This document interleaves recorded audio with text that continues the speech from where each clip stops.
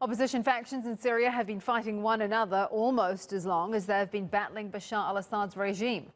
The infighting has mainly pitted al-Qaeda-affiliated fighters against moderate opposition groups. The latest battles in northern Syria have involved two factions. Let's take a look. Hayat Tahrir al-Sham is the most powerful group in northern Syria. It was once linked with al-Qaeda and called al-Nusra Front. It's viewed as a terror group by the US, the EU and Turkey. The group has control over most of Idlib province, the last rebel-held enclave in Syria. The other side in the fighting is the National Front for Liberation. It's an opposition coalition made up mainly of fighters in the moderate Free Syrian Army. The coalition is supported by Turkey, taking part in Turkish-backed operations against Daesh and YPG terror groups in Syria. Well, Omer Ozkizilcik is a security analyst for the research institute, the SETA Foundation, and joins us now live from Ankara. First off, as we've been saying, this rebel infighting is escalating in northwest Syria. Why is it happening there and why is it happening now? So I don't think that we should call this as an infighting because it's a fight between the Turkish-backed National Front for Liberation and Hayat Tahrir, which is the formerly al-Nusra Front.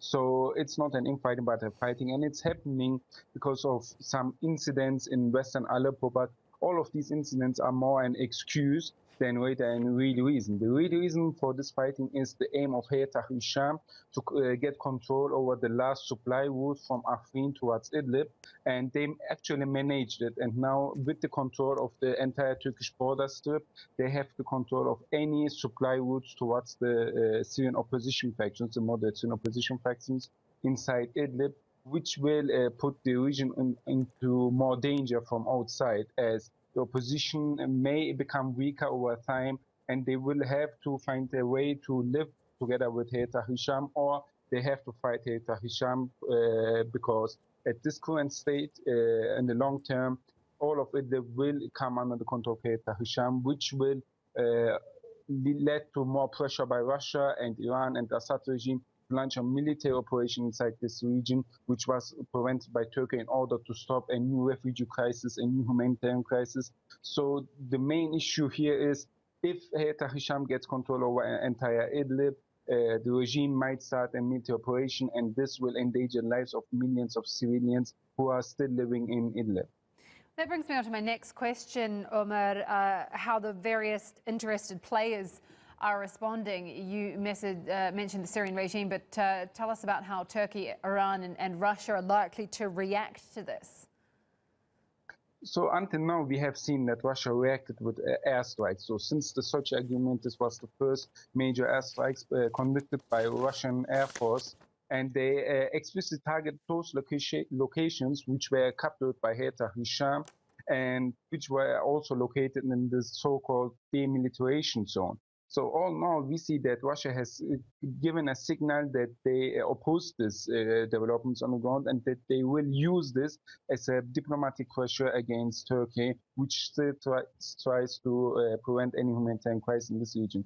But however, I think with the newest developments regarding the US withdrawal from Syria, that the Turkish and the Russian part, together with the Iranians, will find a solution, hopefully, which will not endanger the lives of the civilians in the regions. But in the long run, the position and the presence of Hayat Tahrir is a problem which has to be solved, and the international community needs to increase cooperation and negotiations to find a solution without endangering the lives of the civilians. And also the role of the Syrian opposition is crucial.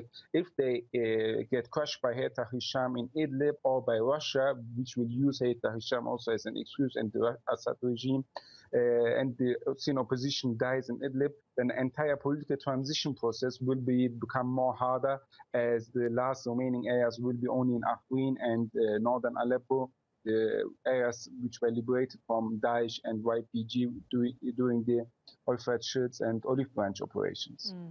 Thank you for that. That is Omer Ozkizilcik, security analyst for the SETA Foundation.